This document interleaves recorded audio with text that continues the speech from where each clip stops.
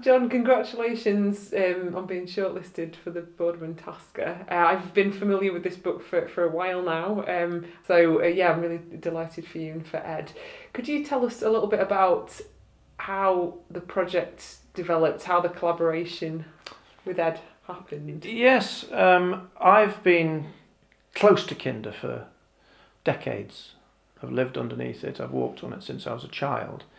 I've started to photograph it many, many years ago, 40 years ago, and I've always wanted to have a book about it, a really in-depth book. I've thought about it to the extent that I've taken it to publishers in London several times, but never been happy with what they've said about it, about its relevance.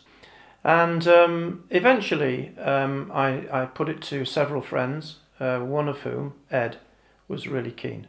And suddenly I realised, because we'd been out on Kinder a lot together, we're great friends, we understand each other, and he suddenly was very, very interested in its context as an important hill for the millions of people that live around it.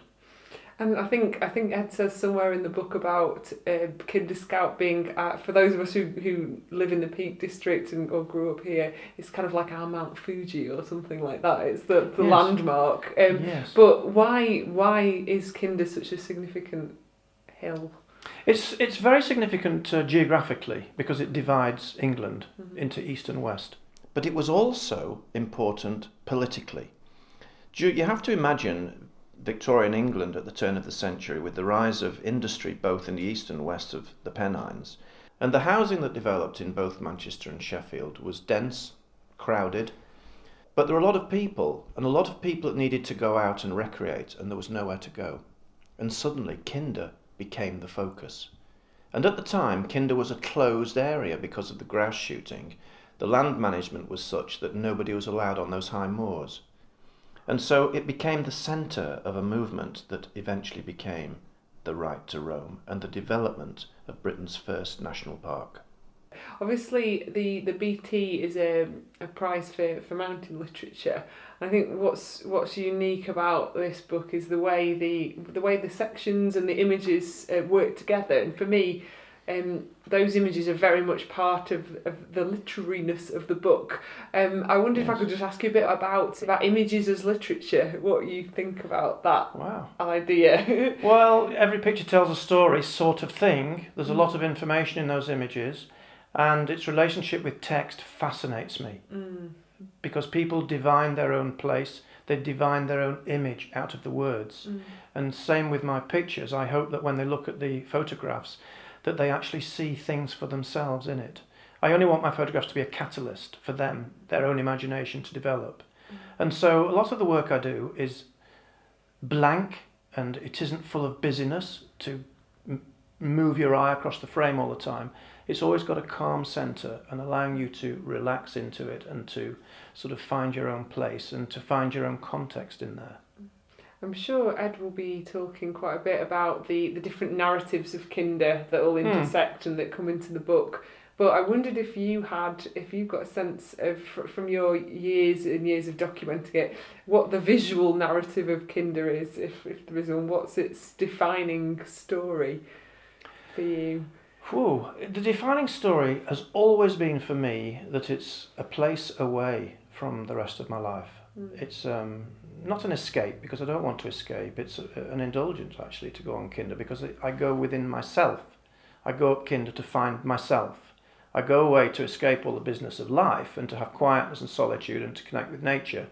And in doing so, I find things within me that are very important because of the quietness, because of the challenge of the terrain, the atmosphere, the conditions. And you have to look after yourself up there.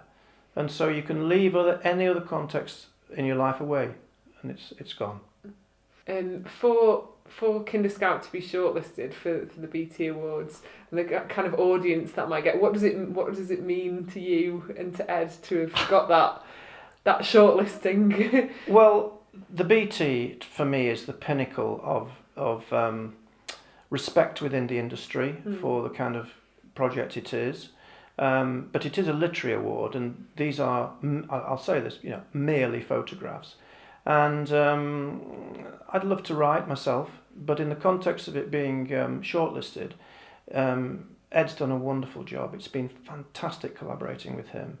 We've talked extensively about Kinder and how it feels, and it's been a fun project with him. The conversations it's caused us to have, the places we've gone, the way we've thought about it, and the way that he conspired to piece it together has been fascinating for me. Photographically, the work I've done is I've rarely gone out to actually take a photograph for the book. I go up there so much, I have to wait till the landscape speaks to me. Yeah. And when it does so, I'll get my camera out. I do have a last question actually, which is how has working on this book informed what you're doing now? Is it fed into your next projects? Not really, except that I'm relieved that there's a marking post in the ground, of which I may or may not move past, but I suspect that my relationship with Kinder will get deeper and deeper, and I will continue to photograph it. Thanks, thank you very much, and good luck. Thank you, great pleasure, thank you.